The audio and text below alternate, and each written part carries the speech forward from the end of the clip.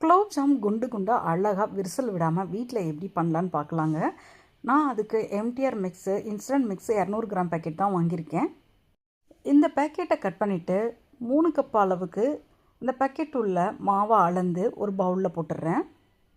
இப்போ மாவை எடுத்து வச்சுட்டு சர்க்கரை அளக்கிறேன் பாருங்கள். அதே சேம் கப்பால் 3 கப் அளவுக்கு சர்க்கரை எடுத்துக்கிறேன்.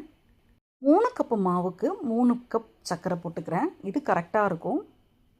1 லிட்டர் தண்ணி வச்சு எடுத்து வச்ச 3 கப்பு சர்க்கரையும் முதல்ல போட்டு ஸ்டவ்வை ஏற்றி விட்டுட்டேன். ஸ்டவ்வை மீடியம் ஃப்ளேமில் வச்சுட்டு சர்க்கரையை நல்லா கிளறி விட்டுட்டு கொதிக்க விட்டுட்டு மாவு பேச ரெடி ஆகிடலாம்.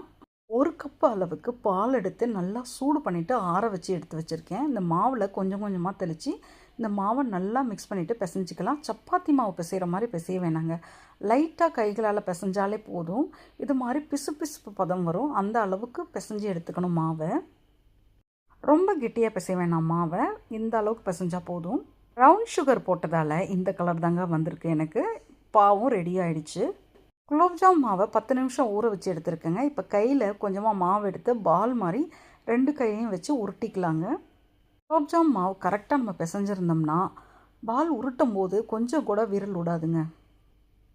அழகு போல் குலோப்ஜாம் பால் ரெடி ஆகிடுச்சு பாருங்கள். இதே மாதிரி இருக்கிற எல்லா மாவுமே உருட்டி எடுத்து பால் ரெடி பண்ணி வச்சிடுறேன். எண்ணெய் ஆல்ரெடி ஸ்டவ்வில் வச்சு மிதமாக சூடு பண்ணி வச்சுருக்கேன். கொஞ்சமாக மாவு போட்டு செக் பண்ணிவிட்டு ரெடி பண்ணி வச்சுருக்கிற எல்லா பாலுமே கொஞ்சம் கொஞ்சமாக போட்டு பொரித்து எடுத்துக்கலாம். எண்ணெயில் போட்டதுமே கிளற வேண்டாங்க. இது மாதிரி கரண்டியால் லைட்டாக திருப்பி விட்டாலே போதுமானது. லைட்டாக தேய்ச்சி விட்டாலே போதுங்க. இது மாதிரி அழகாக வெந்துடும். ரொம்ப சூடாக இருக்கிற எண்ணெயில் போட்டால் உள்ளுக்குள்ளே இருக்க மாவு வேகாதுங்க. அதனால் மிதமான ஹீட்டில் வச்சு தான் நம்ம குலோப்ஜாம் போடணும். ரெடியான குலோப்ஜாம் பால்களை கொஞ்சம் நேரம் ஆற வச்சுட்டு வெதுவெதுப்பாக இருக்கிற சக்கரை பாவில் சேர்த்துடலாம்.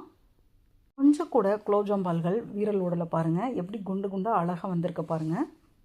குலோப்ஜாம் சேர்த்து ஒரு 20 நிமிஷம் கூட ஆகலைங்க. நான் ஒரே ஒரு குலோப்ஜாம் எடுத்து காமிக்கிறேன் பாருங்கள். கொஞ்சம் கூட வீரல் விடாமல் சூப்பராக வந்திருக்கு பாருங்கள். இப்போ இதை கட் பண்ணி கூட காமிக்கிறேன் பாருங்கள். குலோப்ஜாம் பால் உள்ளுக்குள்ளே நல்லா வெந்து சூப்பராக வந்திருக்கு பாருங்கள். இன்னும் கொஞ்சம் நேரம் ஊறுனா சூப்பராக இருக்குங்க. சாஃப்டாக இருக்கும் இது.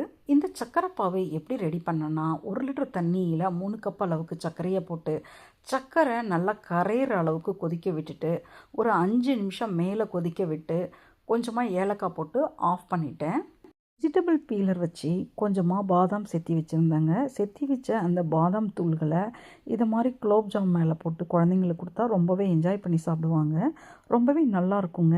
வரப்போகிற பண்டிகைக்கு உங்கள் வீட்லேயும் இது மாதிரி ட்ரை பண்ணி பாருங்கள். ரொம்பவே நல்லாயிருக்கும்.